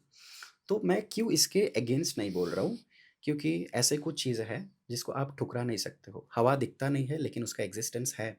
मैंने चाँद को छुआ नहीं, इसका मतलब ये तो नहीं कि चाँद दिखता नहीं है।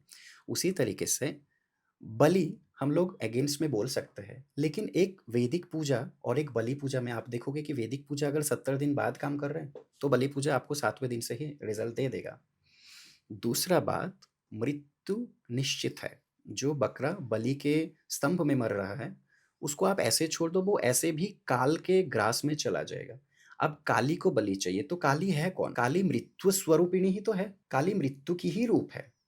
महाकाल को कलन कर रही है, महाकालस्य कलनातिथि महाकाली प्रकृति, जो महाकाल को भी खा जाए, ठीक है? तो उसको हम लोग मृत्यु ही दे रहे हैं। अब कुछ लोग बोलेंगे कि तो आप खुद का क्यों सिर नहीं काट के दे देते हो?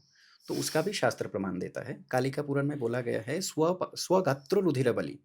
अगर कोई चाहे तो वो अपने शरीर से भी रक्त भगवती को दे सकती है। शास्त्रों में कहा गया, ये मैं नहीं कह रहा, ये कालिका पुराण कह रहा है। So it totally depends on you, आप भगवती को क्या बलि दे रहे हो। और सबसे अलग, अगर कोई ये बोलता है कि बलि तो इंटरनल गुणों का होता है, तो हाँ बिल्कुल, तंत्र शास्त्र भी यही कह रहा है कि जो अनुष्ठान हम लोग बाहर करते हैं, वही अनुष्ठान आपके शरीर के अंदर भी चलता है ना? तो उसी तरीके से अगर कोई चाहे तो वो जीव का भी बलि दे सकता है, अगर कोई चाहे तो वो फल का भी बलि दे सकता है, और अगर कोई चाहे तो बिना बलि की भी देवी का पूजन कर सकता ये बहुत इंटरेस्टिंग फैक्ट्स जानने को मिल रहा है। है आपका, बिल्कुल। बहुत बहुत धन्यवाद। और बलि के बारे में मैं बोलूँगा, अगर कोई बलि के अगेंस्ट में है या बलि उनको अच्छा नहीं लगता है, तो सबसे उत्तम प्रयोग है कि वो पंचांग पुरस्चरण कराए, और नहीं तो सिंपली कुमारी पूजा करे, क्योंकि दुर्गा पूजा में बोला गया है इट्स महापूजा। कलयुग का अश्वमेध यज्ञ है शारदीय दुर्गा पूजा, क्योंकि उसमें 4 भाग है, धर्म अर्थ काम मोक्ष, बेसिकली महापूजा, महास्नान, बलिदान और यज्ञ। लेकिन इन 4 पार्ट को करने के बाद भी कहीं कोई त्रुटि, कोई गलती ना रह गया हो, इसके लिए कुमारी पूजा किया जाता है। यानी दुर्गा पूजा के गलतियों से भी कौन बचा सकता है? कुमारी। तो कुमारी पूजा करने से आपको बलि का फल अनायास मिल जाता है। एक और क्वेश्चन मेरे दिमाग में आ रहा है, कामाख्या मंदिर से रिलेटेड हमने सुना कि वहाँ पर बहुत सारी तांत्रिक हम्म, एक्टिविटीज़ भी होती हैं हम्म, या काला जादू भी होता है। हम्म। सो ये तांत्रिक गतिविधि और काला जादू, इन दोनों के बीच में कोई डिफरेंस है नहीं है? क्योंकि तांत्रिक सुनते ही थोड़ा सा एक डर सा लग जाता है। हम्म। आप भी ये प्रैक्टिस करते हैं, तो आपसे ही जानना चाहेंगे कि what is the difference? Negative देखिए है, पॉजिटिव है, क्या है? देखिए, एक बिंदु का भी अपना अस्तित्व होता है। हिंदी में अगर हम लोग चिंता और चिता को लिखें, तो बिंदु के ना होने से चिंता चिता में कन्वर्ट हो जाता है। और बंगाली में एक कहावत है कि चाल और चाल कुमड़ा की सेम। चाल इन द सेंस आपका छत, अच्छा, और चाल कुमड़ा इन द सेंस ऐशगढ़। तो चाल और चाल कुमड़ा सेम नहीं हो सकता। उसी तरीके से तंत्र है भगवान शिव और पार्वती के बीच में कुछ गोपनीय कन्वर्सेशन, जिसमें भगवान शिव सृष्टि के संचार के कुछ गुह तथ्यों को शेयर करते हैं पार्वती के साथ। तो जब शिव बोल रहे हैं या विष्णु बोल रहे हैं और पार्वती या लक्ष्मी सुन रही है, तो वो आगम तंत्र है। जब लक्ष्मी या राधा या पार्वती बोल रहे हैं और कृष्ण, शिव या विष्णु सुन रहे हैं, यानी शक्ति इज द नैरेटर, तब निगम तंत्र बोला गया है। तो इसमें बोला क्या गया है, तो जैसे कि माता पिता डिस्कस करते हैं कि बच्चे को कैसे हम लोग ठीक रखें, संस्कार दें, उसी तरीके से भगवान शिव और पार्वती प्रकृति को चलाने वाले कुछ ऊर्जाओं के बारे में बात कर रहे हैं। वो तंत्र है। अब रहा बात ब्लैक मैजिक, तो ये ब्लैक मैजिक वर्ड ही हमारा नहीं है, ये वेस्टर्न कंट्री का वर्ड है। तो तंत्र में एक पार्ट आता है दैट इज कॉल्ड षटकर्म, जो कि बेसिकली आपके बॉडी के अंदर 6 चक्रों को जगाने का प्रोसेस है। दैट इज मारण, मोहन, वशीकरण, स्तंभन, उच्चाटन, विद्वेषण। जिसका 6 चक्र जगा हुआ है वही ये कार्य कर सकता है, वो कोई नॉर्मल इंसान नहीं कर सकता। तो ये कर्म अच्छे कामों के लिए बोला गया था। अब सपोज वशीकरण, वशीकरण इसलिए नहीं करना है कि किसी को वश में करना है। अभी किसी माँ का एक लौता सपोज बेटा है, वो एडिक्शन में है, तब आप उसको वशीकरण करो, उसको लाइन पे लाओ। फिर बोला गया है कि मारन, अब मारन कब करना है? राजा, राजद्वार में जो राजा को आक्रमण करे उसे मारन करना है, ठीक है। स्तंभन कब करना है? जब राज्य में संत्रास मच जाए तब स्तंभन करना है। तो ये हो गए उच्च कोटि के कर्म। अब इसी में ही जो कुछ बोले गए हैं, जैसे मारन हो गया, उच्चाटन हो गया है, इसको जब कोई निम्न कर्म के प्रवृत्तियों के लिए यूज करता है, तब उसको ब्लैक मैजिक बोला गया है। रहाबाद कामाख्या का इसके साथ एसोसिएशन, तो पिछले 6 साल से मैं कामाख्या के साथ जुड़ा हुआ हूँ। मुझे आज तक ऐसा देखने को नहीं मिला कि आप किसी ब्राह्मण या महंत को बोलो कि मुझे ये करना है, वो करना है। वो कभी किसी का बुरा नहीं करेंगे, वो कभी वशीकरण का काम नहीं करेंगे, वो सिंपली आपके लिए पूजा करेंगे। आप यजमान हो और वो आपके पुरोहित है। पुरोहित मीन्स जो पर का हित कर रहा है, यानी दूसरों का हित कर रहा है, अच्छा कर रहा है, तो वो सिर्फ़ और सिर्फ़ आपके लिए पूजा करेंगे। बाकी अगर वीडियोज़ में कोई दिख रहा है, कोई अघोरी है, कोई तांत्रिक है, तो वो सिर्फ़ और सिर्फ़ यहाँ पे जस्ट टू गेट वायरल वो वीडियोज़ पोस्ट कर रहा है। मंदिर का और मंदिर के साथ जुड़े हुए पूजाओं का कोई भी कनेक्शन ब्लैक मैजिक के साथ नहीं है। ये आपको प्रोटेक्शन देगा, ये आपका कभी बुरा मैं इसी बात को आपकी थोड़ा और डिटेल में करना चाहता हूँ। इंटरनेट, हुँ, इंस्टाग्राम, फेसबुक, यूट्यूब पर जो ये रील्स वायरल हुँ, होती हैं, specially during the time of Ambubachi and hmm, all, हम देखते हैं साधु पूरे काले-काले कपड़े पहन के, पूरा मुँह में भस्म लगा के, काला वगैरह करके, तो क्या है एक बहुत नेगेटिव ये आती है। हुँ, आप भी तंत्र विद्या का प्रयोग करते हैं, हुँ। आप भी तांत्रिक हैं मैं अगर सीख रहा हूँ, आप सीख रहे हैं, बिल्कुल। तो क्या डिफ़रेंस है उनमें और आप में? उनको देख के तो हम लोगों को डर लगता है, आपको देख के तो प्यार ही आ रहा है, रिस्पेक्ट आ रहा है। तो क्या डिफ़रेंस है? मतलब क्या वो लोग भी सही हैं या उ उन्होंने अपना ऐसा अपीयरेंस क्यों बनाया हुआ है? ये भी कोई पद्धति है, कोई प्रणाली है और आपको मैं देख रहा हूँ बिल्कुल मॉडर्न सूटेड-बूटेड। क्या डिफ़रेंस है इसमें? देखिए, पहला बात तंत्र में एक लाइन आता है कि गोपनीयं प्रयत्नेन सावधानवधारय। गोपनीयं प्रयत्नेन, कितना गोपनीय रखना है? यत्न के साथ, जतन के साथ। सावधानवधारय, धारण कैसे करना है? सावधान से, सावधानता रखना है। तो अगर तंत्र का बात आता है तो उसमें सबसे पहला बात है कि इट्स अ डीपेस्ट सीक्रेट जो कि शिव ने गुरु रूप में अपने पत्नी को या जो शिश्व का तत्व है वो पार्वती को उन्होंने बोला है। तो जैसे कोई वकील चीख चीख कर ये तो नहीं बोलेगा कि मैं वकील हूँ, मैं वकील हूँ। उसका एक जगह रहेगा। उसी तरीके से जो सिद्ध तांत्रिक रहेंगे वो always they won't talk about it. अगर मेरे पास नॉलेज है तो मैं उतना ही नॉलेज बोल सकता हूँ जितना लोगों को ज़रूरत है। ओवरफ्लो करके ये शो करना कि मैं तांत्रिक हूँ, दैट्स नॉट द थिंग। एक बात है कि तंत्र जो है वो कस्तूरी के जैसा है। जब आपके अंदर नॉलेज रहेगा तो लोग अपने आप आपके पास आ जाएँगे। आप जस्ट बिकॉज़ आप कोई रैंडम टॉपिक्स पे बात करके, आप खुद को वायरल करके आप अपने नॉलेज को नहीं जता सकते हो। उसी तरीके से तंत्र जो है वो गोपनीय है। तंत्र के अनुष्ठान ऐसे भी बोले गए हैं कि तंत्र में कुछ ऐसे अनुष्ठान हैं, जैसे कि चक्र अनुष्ठान हो गया या कुछ अनुष्ठान है, उसको गोपनीय करना है। अगर नॉर्मल इंसान के सामने हो गया, तो शिव का श्राप लगता है। ये क्लियरली बोला गया है। एक किताब आता है तर्कालंकार जगन मोहन शास्त्री, जो कि तीर्थनाथ परंपरा में सबसे बड़े तांत्रिक में से एक तांत्रिक रहे। उन्होंने अपने किताब नित्य नैमित्तिक तांत्रिक तो पूजा विधि, उसमें ये लिखा है कि अगर कुछ अनुष्ठान लोगों के सामने हो गया, तो साधक को शिव का श्राप लगना अनिवार्य है। यानी तंत्र में ऐसे भी कर्म हैं जो आप किसी के सामने नहीं कर सकते हो, ठीक है? तो तंत्र वैसा होता है, आप काला कपड़ा पहन लो, भगवा वस्त्र पहन लो और किसी के सामने बैठ जाओ, दैट इज़ नॉट तंत्र। तंत्र ये नहीं है कि आप एक ह्यूमन स्कल लेकर बैठ जाओ और आप तंत्र कर दो। तंत्र ये है कि आपके अंदर कुंडलिनी जो शक्ति है, उससे आप कहीं पे भी बैठ जाओ, उसी से आपका काम हो जाएगा। और तंत्र इसलिए नहीं है कि आप किसी का अच्छा करो या बुरा करो, तंत्र इसलिए है कि आप भगवती का साक्षात्कार करो। तापस जी, आपके साथ बैठकर मुझे ऐसा लग रहा है कि ये सिलसिला ख़त्म ही ना हो। मैं एक चीज़ और जानना चाहूँगा, हुँ, आप इतनी अच्छी संस्कृत भी बोल रहे हैं, हुँ। आपने बहुत सारी किताबें भी पढ़ी हैं, बहुत ज्ञान अर्जित किया है। ये आपके पास हेरिडिटरी आया, आपने सीखा, कब आपको पता चला कि भई मुझे इस फ़ील्ड में जाना है, प्रोफ़ेशनली जाना है या कोई आपको कोई चमत्कार हुआ?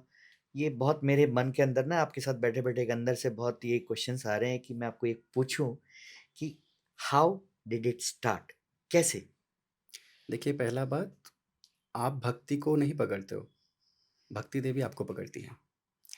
तो सिंपल सा बात है, हमारे घर में मैंने कभी भी पूजा-पाठ या स्पेसिफ़िक पूजा का कॉर्नर हम लोगों ने नहीं देखा। तो वहाँ पे रहा बात देवी के लिए कनेक्शन, तो बचपन में एक सवाल आता था, तो आप काली माँ के मूर्ति को देखोगे तो दोनों साइड में रामकृष्ण और माँ शारदा रहती हैं। तो मैं अपने मम्मी को पूछता था कि ये दोनों कौन हैं? So my mom used to tell me कि एरा माँ कालीर माँ बाबा। तो मैं सोचता था कि माँ कालीर माँ बाबा? तो ये कितने ग्रेट होंगे कि महाकाली के माता-पिता हैं। तो एक फ़ोटो मिलता था जिसमें शारदा माँ महाकाली को कंघी कर रही हैं और रामकृष्ण को खाना खिला रहे हैं। सो ये फ़ोटोज़ उस टाइम पे बहुत मिलते थे स्पेसिफ़िकली बंगाली फ़ैमिलीज़ में। तो ये सब देख के मैं सोचता था कि यार ये बड़े लकी होंगे कि इनको भगवती को अपने कन्या के रूप में मिला। हुँ। तो वो पहला थॉट्स था। उसके बाद I used to draw her incarnations, her iconology. तो जैसे-तैसे बच्चा था तो ड्रॉ करता था। सो ऐसे ही सिलसिला चलता रहा। जब मैं क्लास 10 पे था तो destiny has its own way. तो मैं कुछ लोगों को दुर्गा सप्तशती पाठ करते हुए स्पेशली मेरे लैंडलॉर्ड को देखता था। सो हम लोग रेंटेड रूम में थे। तो तब मैंने दुर्गा सप्तशती स्टार्ट किया। सो वहाँ से धीरे-धीरे जर्नी स्टार्ट हुआ। ना मेरा दीक्षा था, ना मुझे उत्कीर्णन आता था, ना मुझे कोई प्रोसेस नहीं आता। I just used to read it. Specifically जो ट्रांसलेशन है वो मैं पढ़ता था। वहाँ से स्टार्ट हुआ। तो 2021 में एप्रॉक्स जब मैं स्कूल में टीचिंग करता था, तो तब किसी रीज़न से मैं जगन्नाथ गया, पुरी गया, अगस्त था। तो पुरी में जाके मैंने बोला कि भगवान मेरा कौन से फ़ील्ड में सक्सेस है या कौन से फ़ील्ड में मैं जाऊँ कि मुझे सुकून मिले, वेदर इट इज़ टीचिंग और I should go for higher studies, या मेरे खुद मुँह से निकल गया कि या मैं एस्ट्रोलॉजी करूँ, जो मेरे ऑप्शन में नहीं था, क्वेश्चन लिस्ट में नहीं था, वो सडनली निकला। और उसके 2-3 महीने के अंदर से ही मेरा एस्ट्रोलॉजी का काम थोड़ा बहुत रेफ़रेंस से किसी ने रेफ़र कर दिया, कोई पूजा के लिए आ गया। तो वो चीज़ें स्टार्ट हो गया। सो ऐसे ही एस्ट्रोलॉजी का सिलसिला स्टार्ट हुआ और अभी तक मैं जॉय बनर्जी, मनीषा धिंगरे, यदुनाथ जी जो कि आलिया भट्ट के एस्ट्रोलॉजर हैं, तो ऐसे ही मल्टीपल लोगों से सीखना, तारिणी प्रसाद जी से दीक्षा लेना तंत्र में, साथ ही में सत्यानंद गिरी जो कि काशी के सबसे बड़े अघोरी हैं, उनके साथ काम करना। सो ये सब चीज़ें अभी चल रहा है। ये पॉडकास्ट नॉर्थ ईस्ट इंडिया में, पूरे ग्लोब में देखा जा रहा होगा जी। और बहुत सारे माँ के भक्त हैं जो आना चाह रहे हैं, नहीं आ पा रहे बिकॉज़ ऑफ एनी रीज़न। क्या ऐसा कोई तरीका है, उनको भी माँ का आशीर्वाद मिल सके, वो घर बैठे दर्शन कर सके या ऐसा कोई मंत्र का जाप है, जो करने से उनको माँ का आशीर्वाद प्राप्त हो सकता है? देखिए, पहला बात अगर हम लोग आदिगुरु शंकराचार्य को देखें, तो आदिगुरु शंकराचार्य कह रहे हैं कि जिस काशी में विश्वनाथ रहते हैं, वही काशी मेरे हृदय के अंदर रहता है। तो आपके हृदय के अंदर सब है। तो अगर किसी को माँ को दर्शन करना है, तो वो अपने अंदर ही भगवती को दर्शन कर सकते हैं। रहा बात मंत्र का, तो मंत्र भक्ति से ज़्यादा नहीं है, क्योंकि देवी भागवत के एक स्टोरीज़ में बोला गया है कि जब राजा सत्यव्रत जो है, तो उन्होंने देवी के सरस्वती बीज दैट इज़ आइंग बीज का जाप किया, तो उसमें बिंदु नहीं था, लेकिन उनको सिद्धि और दर्शन दोनों ही मिला। यानी भगवती मंत्रों से भी ऊपर है, तो भक्ति से उनको प्राप्त किया जा सकता है। फिर भी अगर मंत्र का बात किया जाए तो एक मंत्र आता है, कामाख्ये कामस्वरूपे सुभगे सुरसेविते करोमि दर्शनं देव्यः सर्वकामार्थ सिद्धये।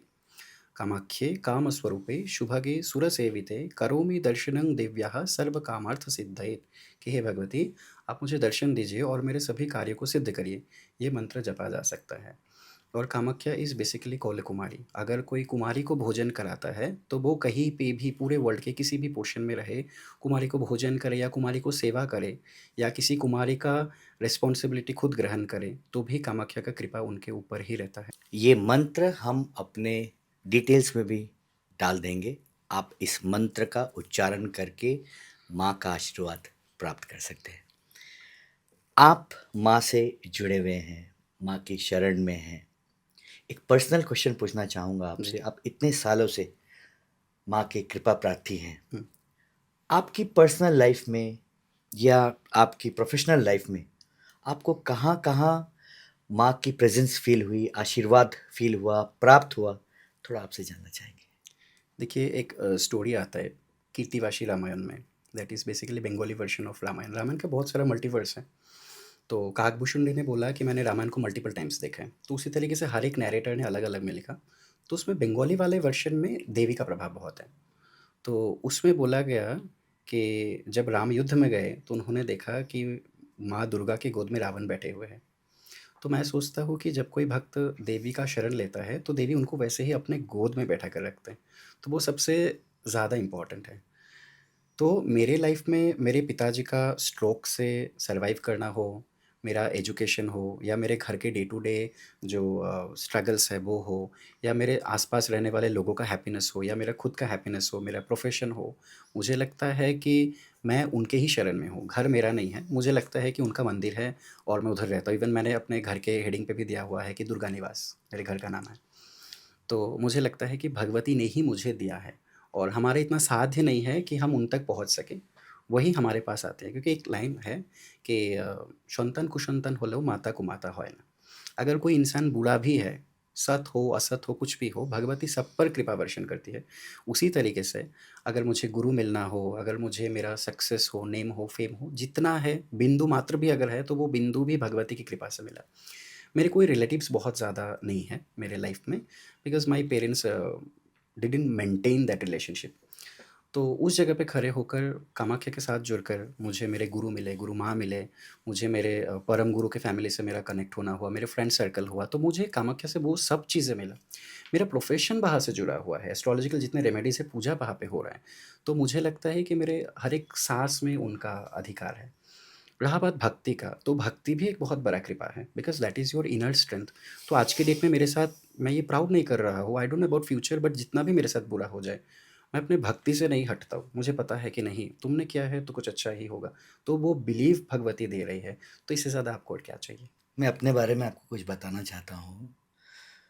मुझे पिछले 6-7 साल से खाटू श्याम जी हर 11 हर एकादशी को एकादशी। खाटू में बुलाते हैं। हुँ, और ये जो आप बात बोल रहे थे ना, मैं हुँ, एकदम ये फ़ील कर रहा था कि ये मेरे साथ भी बिल्कुल ऐसा ही हुआ है। बिल्कुल, आज मैं जो भी हूँ, मेरा जो भी नाम है, मेरा बिज़नेस है, मुझे घर, परिवार, अच्छा, बुरा भी, बिल्कुल, सब कुछ second to second, fractions of second to second, सब कुछ वहीं से आता है। आज लोग बोलते हैं विकास ये वो हो गया सब कुछ, लेकिन मैं एकदम ये मान के चलता हूँ, right from the morning I get up to the time when I sleep, और उसके बाद भी बाबा मेरे साथ रहते हैं। और ये कृपा जिसको मिलती है, फिर उसको और कुछ नहीं चाहिए होता है। बिल्कुल। भक्ति सबसे ज़्यादा मेन इंग्रीडिएंट है। जैसे खिचड़ी में चावल और दाल सबसे इम्पोर्टेंट है, वैसे ही लाइफ में भक्ति इम्पोर्टेंट है। और रहा बात बुरे इंसिडेंट्स का, जैसे आपने बोला कि बुरा भी भगवान ने दिया है, तो मैं तो सबको बोलता हूँ कि धोखा और दुःख जो है वो कलयुग का प्रसाद है, सबको मिलेगा और बारी-बारी से मिलेगा। तो वो तो आपको एक्सेप्ट करना ही चाहिए कि भगवान ये तकलीफ़ भी तुमने दिया है, तो ये प्रसाद भी मुझे खाना पड़ेगा। देखिए, इतना सब कुछ माँ के बारे में जानने के बाद, भगवान के बारे में जानने के बाद, फिर भी अगर किसी दर्शक को ऐसा लगता है कि भाई ये सब कुछ नहीं है, आप क्या कहना चाहेंगे उनसे? देखिए पहला बात, हर एक का अपना नज़रिया होता है। भगवान को ना मानना भी मानना ही है। क्योंकि रामकृष्ण परमहंस कहते हैं कि एक बार 2 दोस्त जो है वो रास्ते से जा रहे थे कहीं पे, and they met at a point.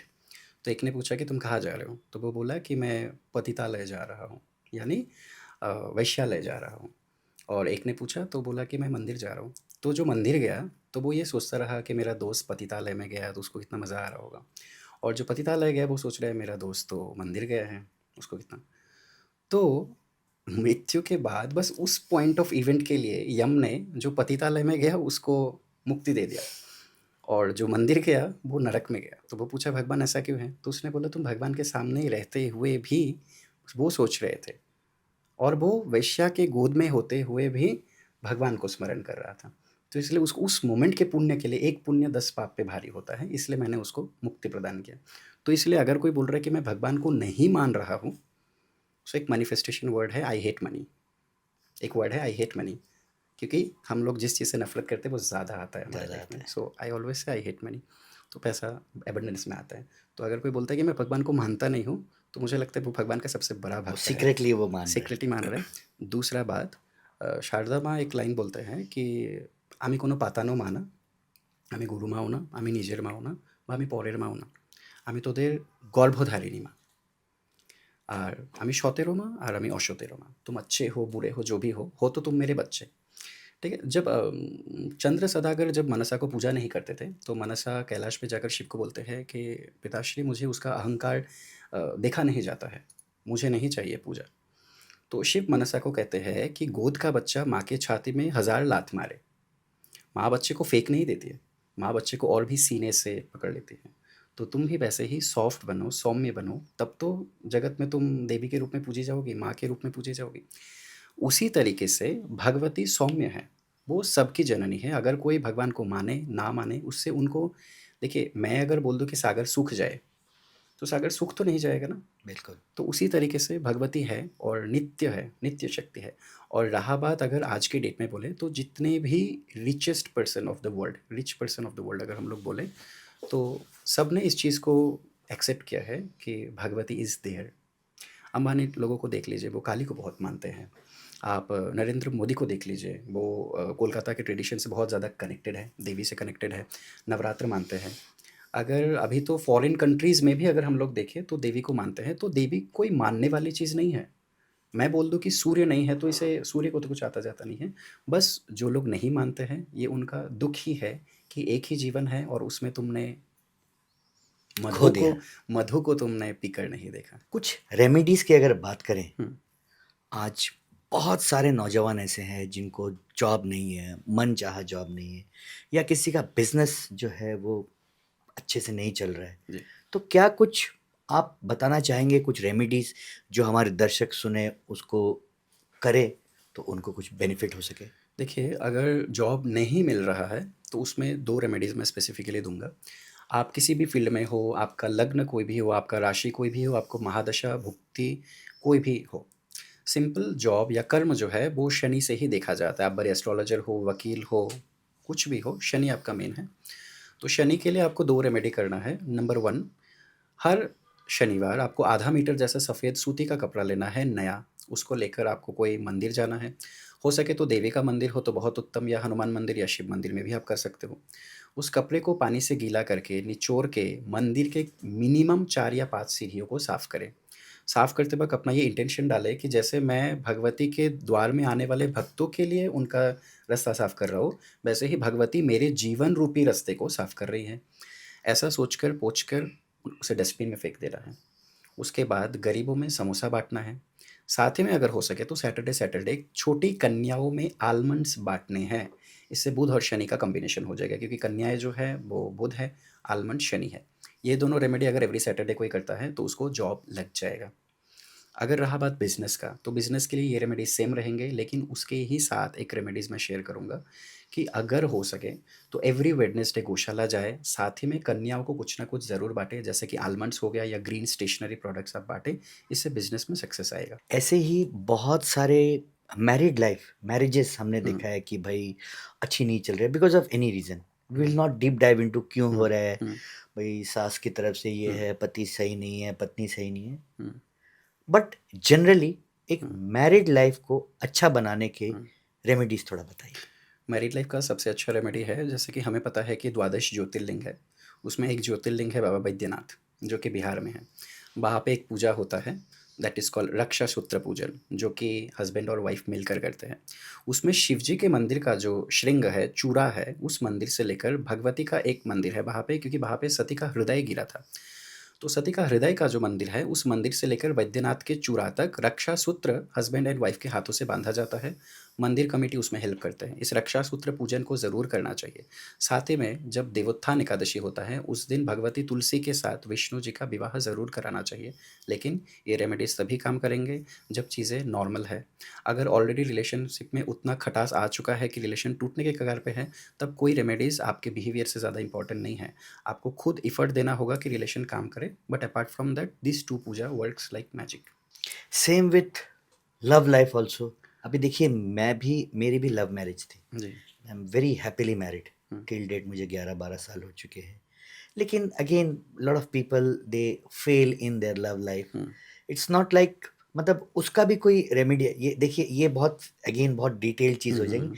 But एक in general, generally, in general मैं जानना देखिए चाहूँगा। शादी से पहले मैं बोलता हूँ हर एक इंसान को कुछ बेसिक चीज़ है, जैसे कुछ मेडिसिन्स होते हैं ना जो हर कोई ले सकता है, वैसे ही बेसिक अपना कुंडली किसी को दिखाकर अपने सप्तमेश का पूजा, और सप्तम में अगर कोई बुरा ग्रह बैठा है तो उसके शांति का पूजा कराए।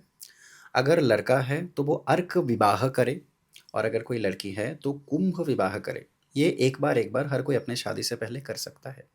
शादी से पहले अपने कुल देवता का यज्ञ अनुष्ठान ज़रूर करें। ये सब चीज़ें अगर करते हैं शादी से पहले, तब लव लाइफ में हैप्पीनेस, हार्मोनी, और साथ ही में शादी के बाद वो मिसहैपनिंग्स ना हो, उसमें बहुत हद तक रिकवरी आ जाता है। तापस जी, सवाल तो मेरे पास हज़ारों उत्पन्न हो रहे हैं, बट आपका समय भी बहुत कीमती है। कुछ बहुत इम्पोर्टेंट सवाल आपसे पूछना चाहूँगा। बहुत सारी माँओं को हुँ, या पिताजी को भी, हुँ, पेरेंट्स को जनरली ऐसा लगता है, अगर उसका बच्चा नहीं खा रहा है तो मेरे बच्चे को नज़र लग गई हुँ। है, या वो जल्दी बीमार पड़ जाता है। तो क्या नज़र सच में होती है? ऐसा कुछ होता है कि नज़र लग गई, भाई बच्चा बहुत सुंदर दिख रहा है, अच्छे से खा रहा है, किसी सामने वाले ने देख लिया या खुद ने भी देख लिया, हुँ। तो नज़र होती है? और अगर होती है तो इसका निवारण क्या है, उपाय क्या है? देखिए, नज़र होता है, बट उतना नहीं जितना हम उसको सोचते हैं। यानी हमारे दिमाग के अंदर ज़्यादा वो काम करता है। इसका लॉजिक क्या है? मैं रेकी सीख चुका हूँ एक बार। तो रेकी में एक टर्म है कि आप 2 ग्लास पानी लीजिए। एक ग्लास में आप बार-बार बोलते रहिए कि आप अच्छे हो, आप अच्छे क्वालिटीज़ दे रहे हो, आप मेरे थर्स्ट को क्वेंच कर रहे हो, you can quench my thirst. अच्छी चीज़ों को बोलो, और उस पानी को आप किसी को पिलाओ। और एक ग्लास ऑफ वाटर को आप जितना गंदा बोल सकते हो उतना गंदा बोलो, और वो पानी किसी को पिलाओ। एंड 1 घंटे बाद आपको दिखेगा कि वो जो आपने नेगेटिव बोला था, वो पानी पीने के बाद 1 घंटे बाद बंदा रेस्टलेस हो रहा है। Same goes with plants. आप 2 सीड लगाओ, एक सीड को आप बड़े प्यार से नर्चर करो कि तुम अच्छे हो, तुम ग्रोथ के लिए आ रहे हो इस वर्ल्ड में, you will Bloom with lot of flowers. तो उसका ग्रोथ देखो, और आप जिसको कर्स कर रहे हो कंस्टेंटली, इसका प्रूफ क्या है कि कुछ कुछ लोगों में ना, जब लड़कियों को पीरियड्स आते हैं तो केले के पौधे के साथ शादी करा देते हैं। इन सम कस्टम्स, ऐसा एक कस्टम है। तो उसमें केले का पौधा मर जाता है शादी के बाद, क्योंकि वो होता ही इसलिए है कि ये वाला शादी में जो भी दिक्कत है वो इस पौधे के ऊपर चला जाए, ताकि इन फ्यूचर शादी। Hmm. That is the concept of Kumbh vivah. तो उसके पीछे कोई साइंस नहीं है। कुछ चीज़ों को हम लोग साइंस से नहीं जोड़ सकते। तो नज़र तो होता है, नज़र से अच्छे-अच्छे घर बर्बाद हो जाते हैं, लेकिन भगवान से ऊपर कोई नहीं है। अश्वत्थामा ने परीक्षित जब गर्भ में थे, उनको मारने के लिए ब्रह्मशीर अस्त्र प्रयोग किया। लेकिन कृष्ण ने क्या बोला कि ऐसा हज़ार-हज़ार ब्रह्मशीर अस्त्र मैं एक पल में नष्ट कर सकता हूँ। उन्होंने परीक्षित को प्राण दान दे दिया कि मैं इतना प्राण ले सकता हूँ, तो मैं एक प्राण दे भी सकता हूँ।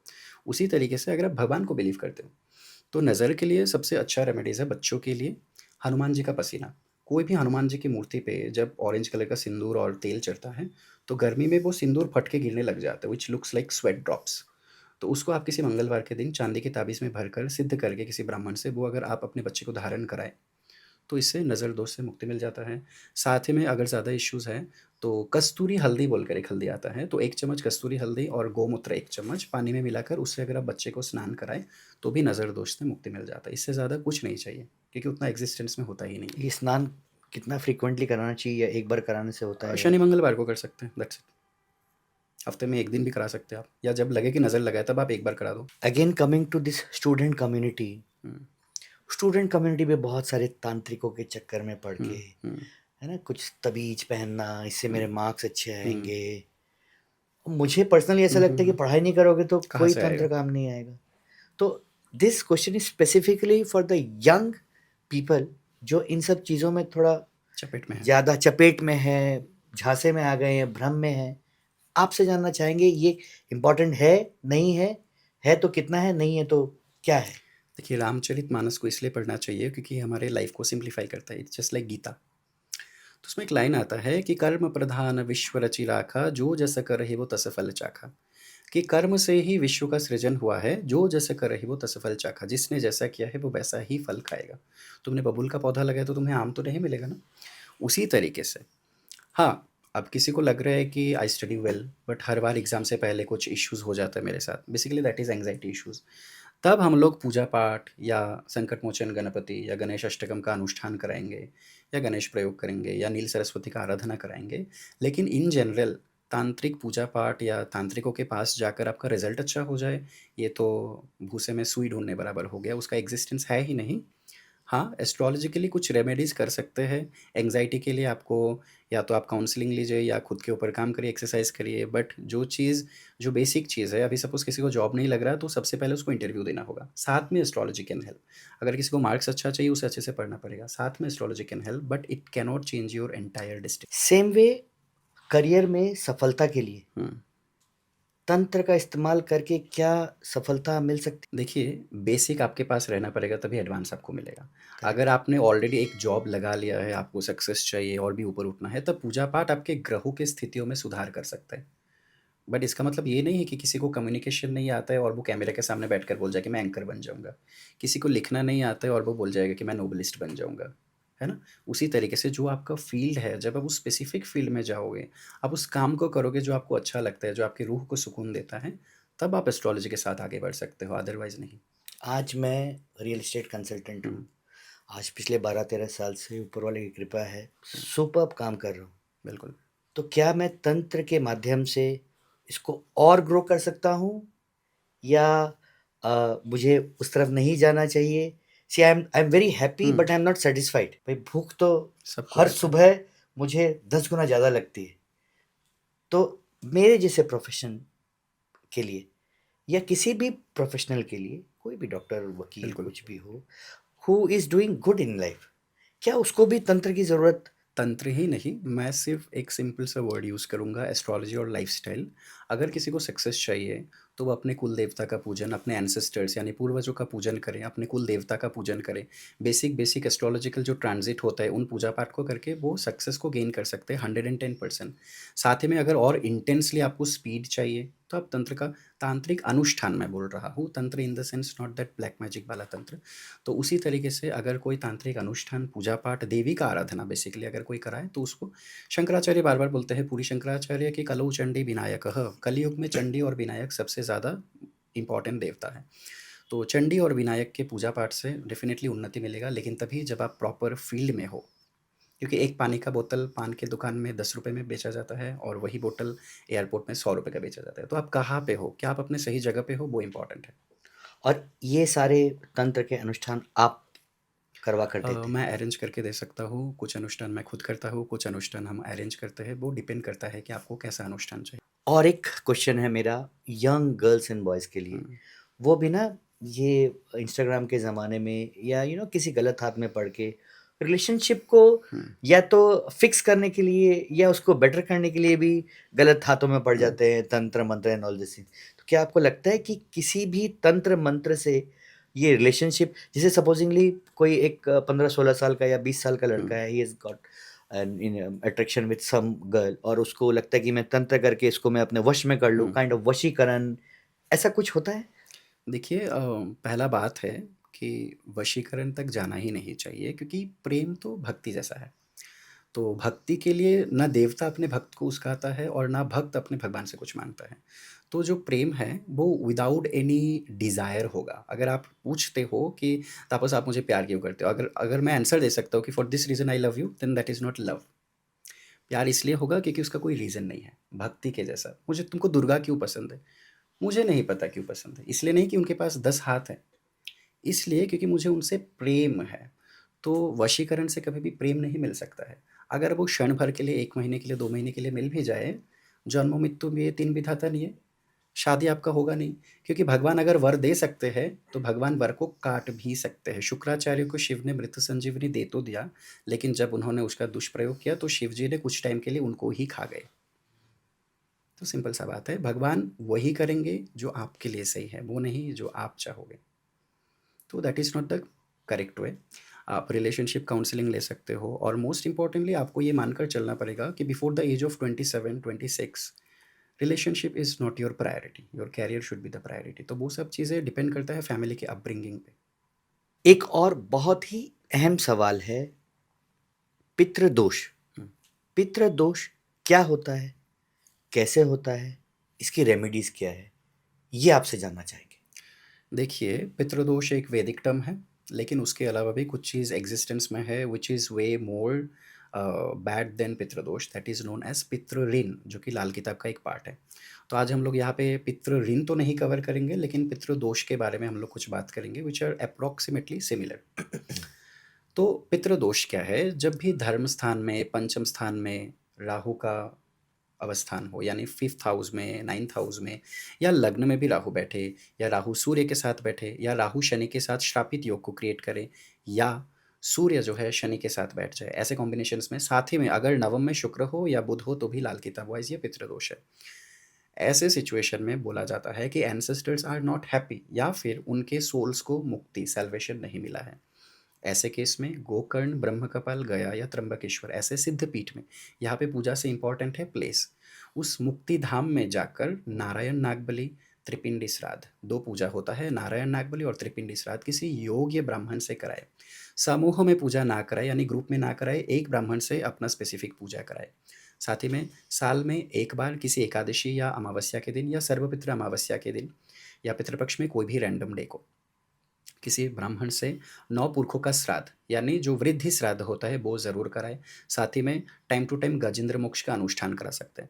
अब ऐसा कोई यजमान है जिनको इतना कुछ करना नहीं आ रहा है या बजट उनका उतना स्ट्रांग नहीं है, ऐसे केस में क्या करें?